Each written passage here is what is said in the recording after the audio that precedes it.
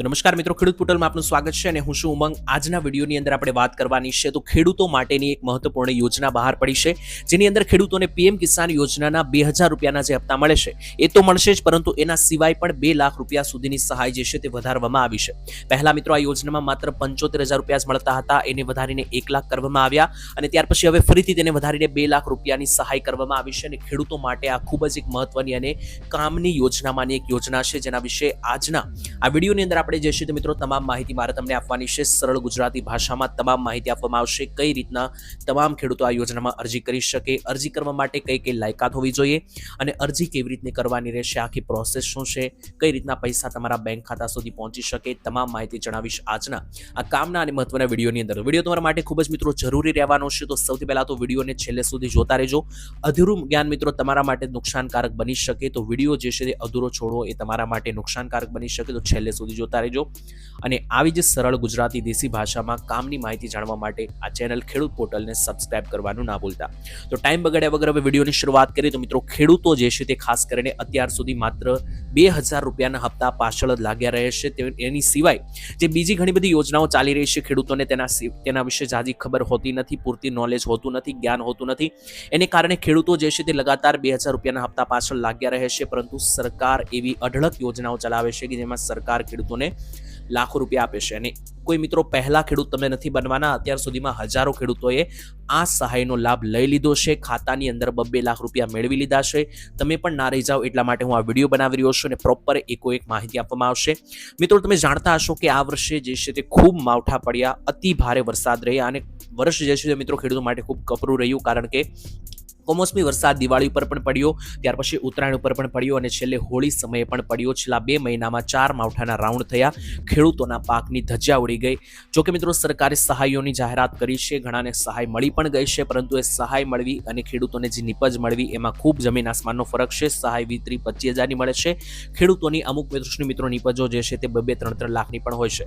તો આ રીતે મિત્રો તમે જે છે તે આ યોજનાનો લાભ લઈને કેવી રીતના તમારા પાક પણ બચાવી શકો। તો હવે મિત્રો ટાઈમ બગાડ્યા વગર સીધી યોજના વિશે આવીએ તો આ યોજનાનું નામ છે પાક સંગ્રહ માળખા યોજના અને આ યોજના સરકાર કોઈ આજકાલની નથી ચલાવતી, છેલ્લા 2-3 વર્ષથી આ યોજના વિશે માહિતી છે અને ઘણા લોકોએ પહેલેથી ફોર્મ ભરીને આ યોજના વિશે લાભ પણ લઈ લીધો છે અને ઘણા બધા ખેડૂતો જે છે તે મિત્રો પહેલેથી આ યોજના વિશે જાણે છે, તેમના ખાતામાં પૈસા લાખો રૂપિયા જમા થઈ ચૂક્યા છે। તમને ના ખબર હોય તો જણાવી દઈએ મિત્રો, આજથી 4-5 વર્ષ પહેલાની આ યોજના છે। પહેલા આ યોજનામાં સરકાર માત્ર 75000 રૂપિયા આપતી હતી, હવે સરકારે યોજનાના પૈસા વધારીને 1 લાખ કર્યા હતા ગયા વર્ષે અને અત્યારે જ્યારે આ વર્ષે ખૂબ માવઠા પડ્યા, અતિ ભારે ખરાબ વર્ષ રહ્યું ખેડૂતોનું, તો આ યોજના ખેડૂતો માટે ખૂબ કામની હતી, એટલા માટે સરકારે હવે 1 લાખથી પણ વધારી દીધા રૂપિયા અને સીધી 2 લાખની સહાય આ યોજનામાં કરી નાખી છે। આ વધારો મિત્રો બજેટ 2026માં કરવામાં આવ્યો છે। ગુજરાતનું 2026નું બજેટ બહાર પડ્યું ત્યારે સરકારે જે છે તે મિત્રો ખેડૂતોને આ યોજનાની અંદર પૈસા આપવા માટે જે છે તે 2 લાખની વધારો સીધો કરી દીધો। આ યોજનાની અંદર શું છે, કઈ રીતના 2 લાખ મેળવી શકશો, કયા ખેડૂતોને મળશે, હવે એ વાત આપણે કરી લઈએ કે જેનાથી તમને પ્રોપર માહિતી મળી જાય।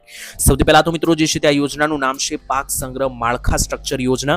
આ યોજનાની અંદર સરકાર એટલા માટે પૈસા આપે છે કે પહેલા તો ખેડૂતોના પાકને બચાવી શકાય। શેનાથી બચાવી શકાય? તો પાકને વરસાદથી, નાની મોટી કોઈ જીવાતથી બચાવી શકાય, કોઈ નુકસાન થતું હોય તો તેને બચાવી શકાય અને લાંબા સમય સુધી તમારો પાક જો તમારે ખેતરમાં રાખવો છે, ઘરે નથી લઈ જવો, તો એ પરિસ્થિતિમાં ખેતરમાં એવી કોઈ વ્યવસ્થા હોવી જોઈએ।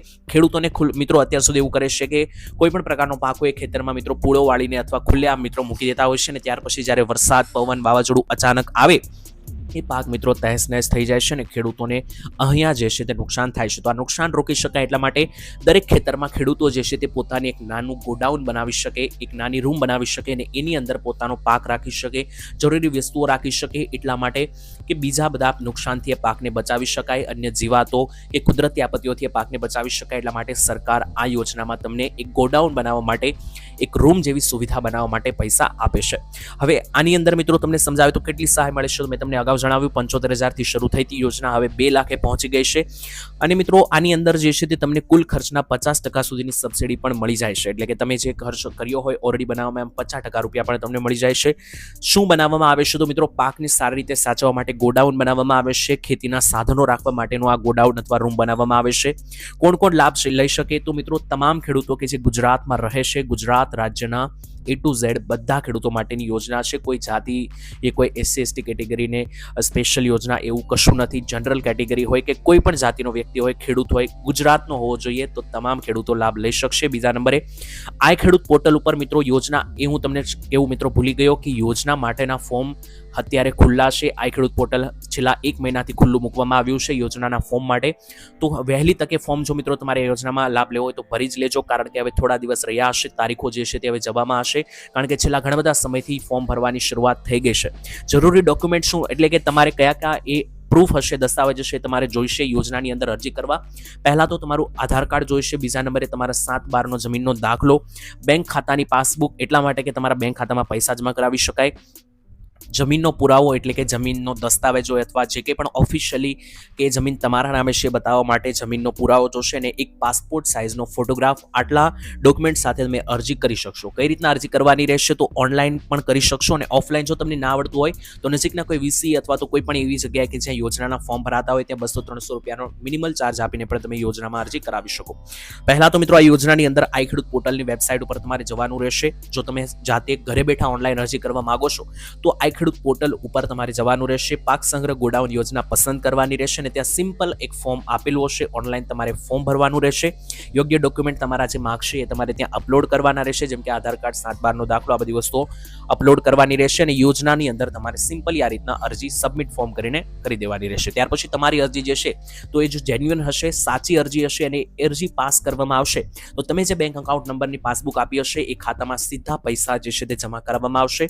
અને આ યોજનાનો મુખ્ય હેતુ એ છે કે ખેડૂતોને જે છે તે ખાસ કરીને પોતાના પાકને રક્ષણ મળી શકે અને જે વારે નુકસાન થાય છે એ બચાવી શકાય. બધા ખેડૂતોને તરત લાભ મિત્રો આમાં નથી મળતો. ફંડ મર્યાદિત હોય છે અને અરજી સમય મર્યાદામાં પણ હોય છે, એટલે થોડો ઘણો સમય પણ લાગી શકે. તો ખેડૂતોએ થોડી ધીરજ રાખવાની રહેશે, કારણ કે ઘણા બધા ખેડૂતો જે છે તે આ યોજના માટે અરજી કરતા હોય છે. તો આ માહિતી થઈ ગઈ સંપૂર્ણ યોજના વિશે. બીજી અપડેટ મિત્રો તમને આપી દઉં કે આ યોજના વિશે જો તમને કોઈ હજુ પણ પ્રશ્ન હોય કોમેન્ટ સેક્શનની અંદર નીચે લખીને પૂછી શકો. બધા લોકોના કોશિશ કરું છું કે જવાબ આપી શકું યોગ્ય રીતે. બાકી ઘણા બધા લોકો મિત્રો એવું જણાવી રહ્યા છે કે 2000 રૂપિયાનો આવનારો હપ્તો ક્યારે આવશે. તો આની પછીનો જે વિડીયો આપણે 2 દિવસ પછી જસ્ટ મૂકીશું. તો આ વિડીયો તમે જોઈ રહ્યા હોય તો ચેનલ ઉપર જઈને એ વિડીયો પણ જોઈ લેજો.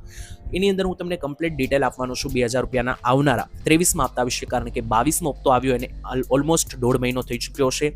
માર્ચ મહિનાની 19 તારીખે આવ્યો હતો. માર્ચ મહિનાની 13 તારીખે આવ્યો હતો હપ્તો, એટલે કે ત્રીજા મહિનાની 13 તારીખે ખેડૂતોના ખાતામાં 22મો હપ્તો આવ્યો હતો. હવે 23માં હપ્તાની રાહ છે. એની પહેલા ખેડૂતો માટે સરકારે એક મોટો બદલાવ કર્યો છે. એટલે હવે આવનારો જે 23મો હપ્તો છે એનાથી મોટા ભાગના ખેડૂતોને હપ્તા મળતા બંધ થઈ જવાના છે, કારણ કે સરકારે એક એવો બદલાવ કર્યો છે એના વિશે તમને ખ્યાલ હોવો જોઈએ. એના વિશેનો કમ્પ્લીટ વિડીયો આપણે આની પછીને લઈને આવીશું. એના માટે એ વિડીયો જોવા માટે ચેનલ સાથે સબસ્ક્રાઇબ કરીને જોડાયેલા રહેજો. બાકી આ વિડીયો પસંદ આવે કે કોમેન્ટમાં લખી દેજો.